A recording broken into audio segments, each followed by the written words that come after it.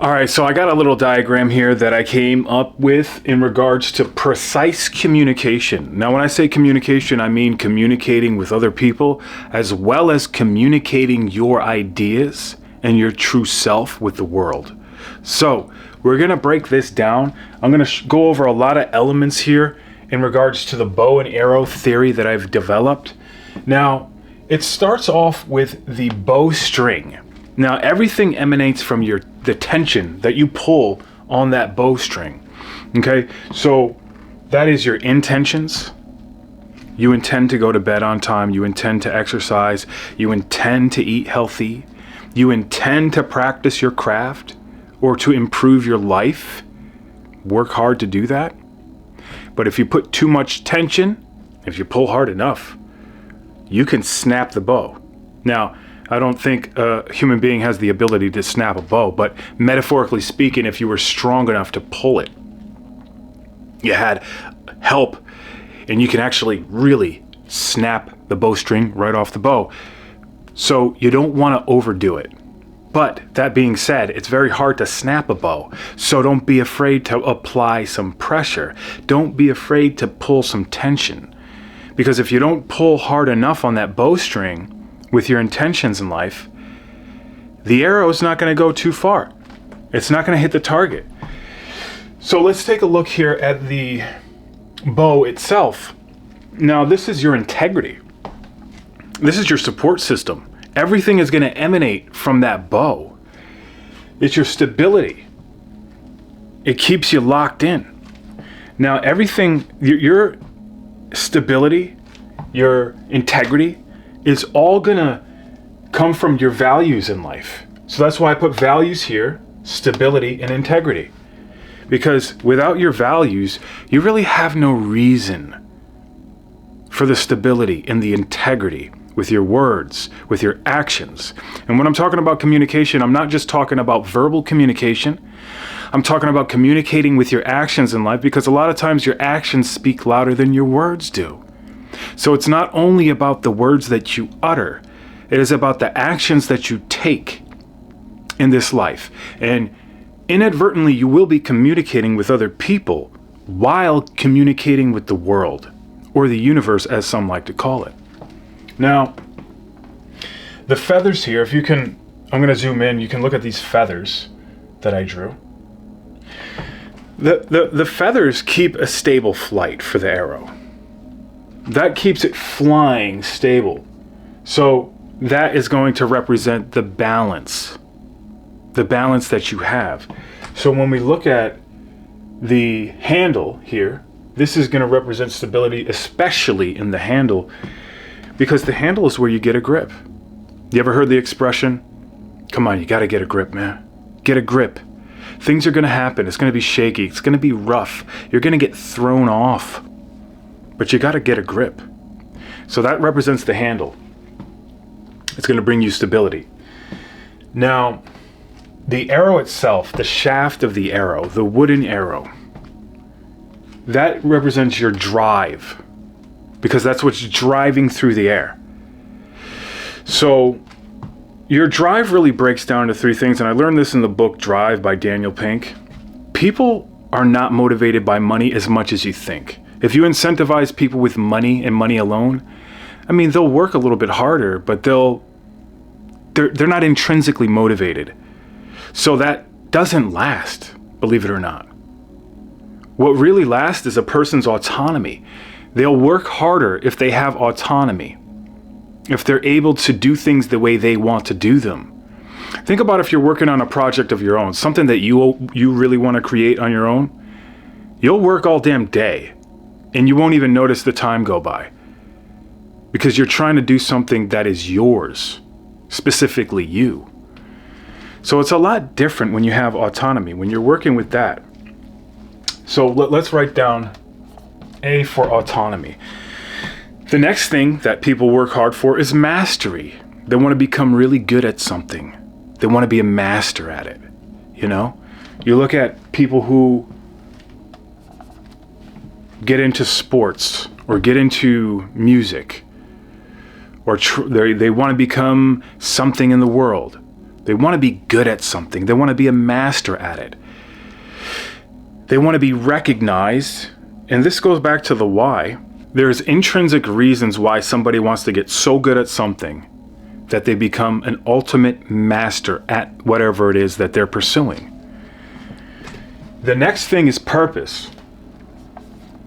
Purpose. If you have no purpose, you're like aimless. You're not even, you have no aim. It's like shooting arrows everywhere. They're never going to hit the target. You're almost shooting arrows in the dark. You have no purpose. You can't see the vision. You don't have a vision. Your purpose is linked to your vision. And if you can't identify that, one of the things you need to do is get clear on your values. Now, when we go to values here, it's like a hierarchical structure, because your values connect to your vision and your drive. It's like this too. If you get into a relationship with somebody, if you don't have values that align with the significant other or the business partner, you guys are not going to last. So for example, whenever you get into a relationship with somebody, both of you should write down the highest values that you have on a piece of paper so you can kind of see where you're working with. Because if one thing is really, really important, high up on that list to somebody, and the other person doesn't really care about that, and the other person has something that they prioritize high on the list, and you don't really care about that, I mean, that's a good indication that that relationship's not going to work. So in any relationship, getting clear on the values that you have is very important. And getting clear on your values in life in general helps you communicate better with this world so you can put forth your best self. Now, when we get to the tip of the arrow, that is where your sharpness and your focus come in. Your mental clarity. You're attacking that bullseye head on with focus. You're using your determination, your drive, the stability to aim toward that bullseye. Because think about it. We all have targets that we want to hit in life. Most of us that are driven towards something have targets. And sometimes we don't always hit those targets. But here's the good thing. You don't have to stress if you don't hit the target. Sometimes you may be off target. You might not hit the bullseye. You take another try. Because here's the beautiful part. You're never going to run out of arrows. There's always another arrow. You can find another arrow. You can buy another arrow. You can go pick up the same arrow and try again. But guess what? What is limited is your time and your attention. So when we talk about our focus here, we got to identify those things that are stealing our focus from us, stealing our attention, because that's what's shaking the frame of our focus.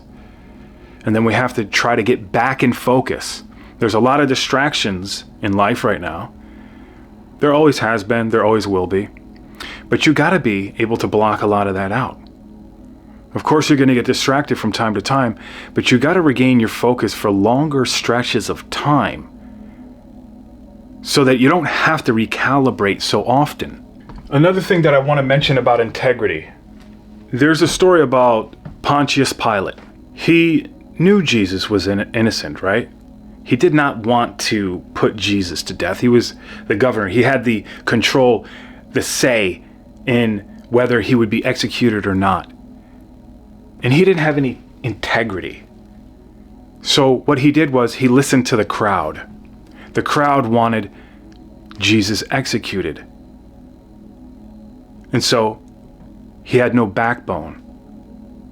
And he went with what the crowd said. And he had to live with that.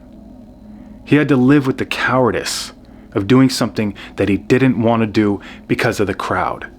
So you got to ask yourself, what are you doing right now because of the crowd? Is the crowd determining your actions? What you do and what you don't do? Which goes against everything the messenger brought to us. Never go with the crowd. Whatever the crowd is doing, a lot of times, whatever they think is right is wrong. Walt Disney said when he went into a meeting and he had an idea and everybody would say, that's not such, I don't like that idea, it's not good. A lot of his business partners, that's when he knew he had a good idea. And nobody talks about the people who didn't believe in those ideas. They talk about Walt Disney. So have that vision, identify the vision, and it's different for everybody. Everybody has their own values. Everybody has their own vision. We have our own bullseye in life. And it's all about how you articulate and communicate that vision to the future where you want to be. And you do this through verbalizing it as well as taking action. So you're going to verbalize it. You're going to put it into words. You're going to write the values down. You're going to write your purpose down. You're going to write your vision. And you're going to express that vision out into the world. You're going to articulate it. You're going to come up with different ways of saying that vision. Metaphors, analogies, similes. Get interested in language so you can put forth your vision in an elaborate way. Okay? So we have autonomy, mastery, and purpose. That is your drive. Get a grip when times get hard. Have that integrity. Keep a strong, firm integrity. Be balanced. Don't work yourself too hard, but make sure you put enough tension into your intentions. And that's how you communicate precisely with the world that you live in today and with the universe